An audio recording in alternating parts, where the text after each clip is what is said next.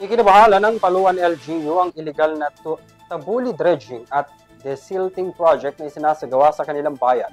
Ayon sa lokal na pamahalaan, kung hindi matitigil ang nasabing gawain, magre-resulta ito ng pagguho ng lupa sa kanilang mga baybayin na maaaring ikapahamak ng kanilang mga residente.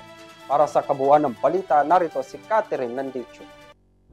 Mariin na tinutulan ng Paluan Local Government Unit sa Occidental Mindoro ang kasalukuyang tubili dredging at desilting project sa Barangay Tubili, partikular sa Sitio Tingara. Ayon sa lokal na pamahalaan, ito ay matatawag na ilegal sapagkat ito'y isinasagawa ng walang malinaw na pag-aproba mula sa lokal na pamahalaan.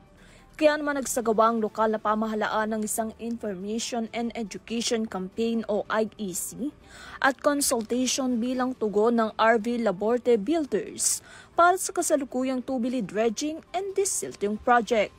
Ayon sa lokal na pamahalaan ng Paluan, ang katulad ng ganitong aktibidad ay hakbang upang marinig ang boses ng bawat komunidad sa lugar at upang matiyak na rin na ang anumang proyekto ay alinsunod sa kagustuhan ng mga apektadong residente. Kaugnay nito ay opisyal na rin na naglabas ng pahayag ang lokal na pamahalaan ng Paluan patungkol sa operasyon ng mga dredging sa karagatang sakop ng bayan ng Paluan.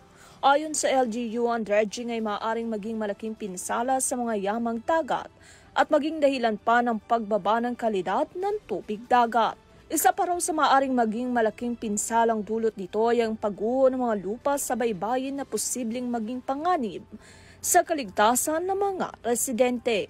Kaya naman patuloy daw ang magiging aksyon ng lokal na pamahalaan upang harangin ang mga ganitong aktibidad. Para sa URI TV News, Catherine Landicho, sumasaludo sa bawat Pilipino.